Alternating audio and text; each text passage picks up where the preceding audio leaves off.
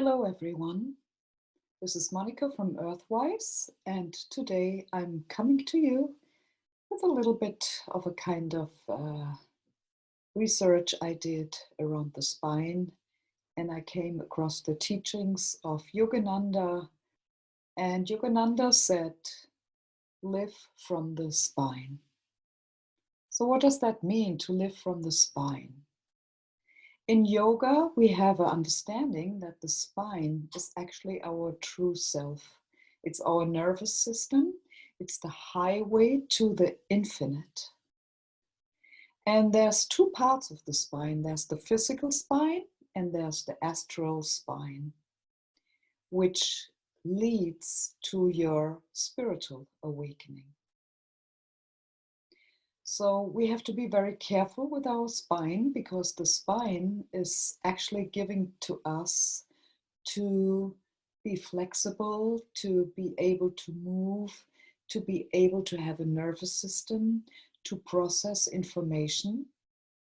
But the inner, the astral spine, is actually more designed to have us receive and perceive the outer world from within, so that we can become aware that everything on the outside world is actually our projection and our reflection. And I find this interesting in the situation that we're finding ourselves right now in the world, that we seem to have lost the connection to these old wisdom teachings, these timeless wisdom teachings, which all show us that we have infinite soul. There's a very important point in the spine, the medulla oblongata. It's called the mouth of God. This is where, at the moment of your conception, the life force, God was breathing his breath into the nucleus of the cells that were dividing from this point. So this is actually the entrance point of your soul at the moment of your conception. And in the moment when you leave your body, when you pass over into another reality or dimension, this is where you leave the body. And I find that thought that we're living way too much outer referred, and that it's really about time, in this time of so much information, disinformation, distraction, and all our senses are constantly drawn outwards. And this is not a very good development, and this is also not in our highest interest as humans on the planet right now. So what you might have heard from other teachers and channels, mediums, this is the time where we really have to go within and not so much be distracted from the outside senses, because the senses can fool us. The senses are only one means of perception, but the real self that is based in the spine, and from the spine there's this connection. You always want to move your energy up and towards your third eye, which is the symbol for the Christ consciousness. This is where we can really realize God within. But this can only happen through quiet, in silence, in meditation. So no matter what happens right now in your life, please, there's always a place where you can withdraw and learn to meditate, learn to go within and realize, which means to see with real eyes. And the real eyes is the third eye. This is the pineal gland, the third eye. This is old wisdom, old knowledge that has long been kept away from you, but it has become available now and can be accessed anytime. There's so much encouragement, there's so much information that you can use right now as a wonderful tool to nourish yourself, to study these ancient wisdom teachings that help us through this challenging time. And I know that a lot of people have to struggle a lot right now, and my compassion goes out, my heart goes all out to those who have to suffer terribly from all these circumstances and tyrannies and restrictions and all kinds of chicaneries from states and governments. But there always has been times when there has been tyranny, and this enslavement system has been going on for thousands of years. But in the meantime, the spiritual wisdom, the wisdom teachings of the ancients, and this is timeless wisdom, and this always helped people through certain times of upheaval and great distress on this planet.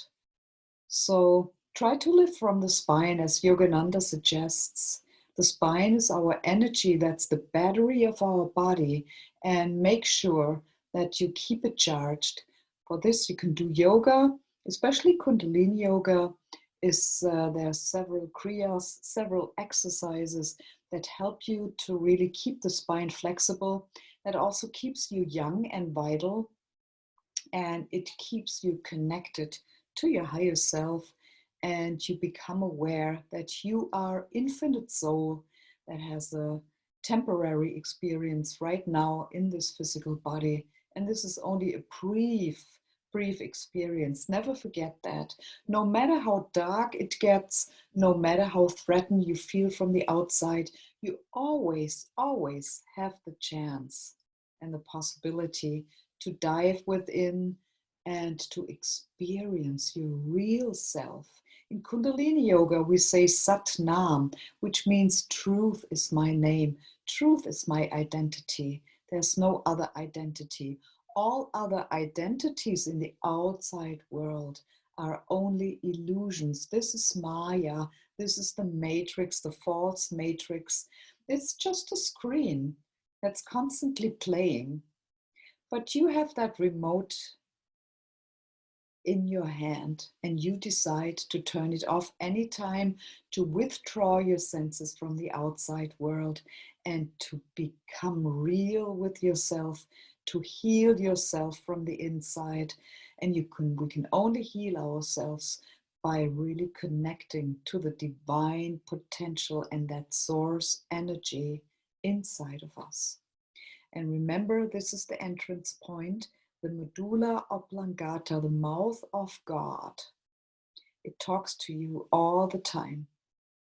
And you have your third eye, the projection, the projector, that makes you such a powerful creator, so that you can project your will and your outside vision. You can project it into reality. And I hope that you find some time, and that you find, if you have never practiced anything like yoga or meditation, I encourage you to try. There's so much videos everywhere, and give it a try.